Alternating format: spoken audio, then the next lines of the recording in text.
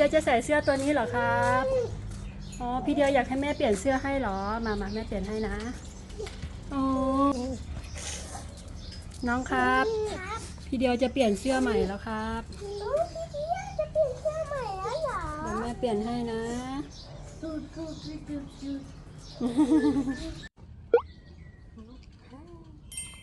ว่าไงครับ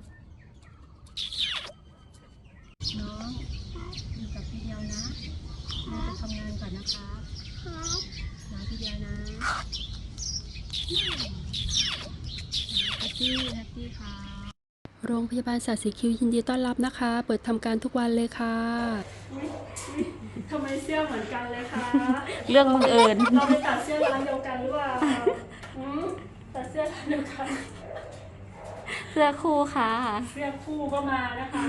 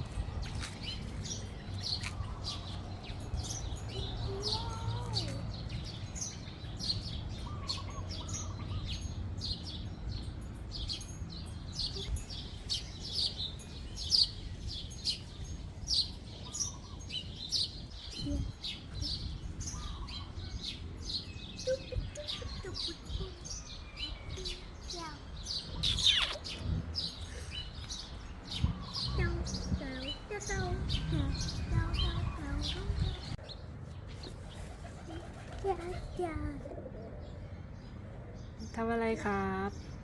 นั่นนิทานให้ด็อกดีฟังครับไหนด็อกดีครับนี่ครับวันหนึ่งด็อกดีเดินไปด็อกดีเจอถั่วแล้วถั่วก็ระเบิดเลยแล้วด็อกดีก็เจอถั่วเขียวด้วยด็อกดีงงเลยแล้วด็อกดีก็ไปคุยกับถั่วเขียวแล้วจากนั้นด็อกดีก็เห็นอะไรก็ไม่รู้เหมือนก้อนหินเลยด็อกดีหยิบขึ้นมาดูด็อกดีเจอเพชรด้วยและด็อกดีก็ไปกินอาหารแล้วด็อกดีก็ไปคุยกับถั่วเหมือนเดิมและจากนั้นด็อกดีก็ไปคุยกับถั่วเหมือนเดิมอีกแล้ว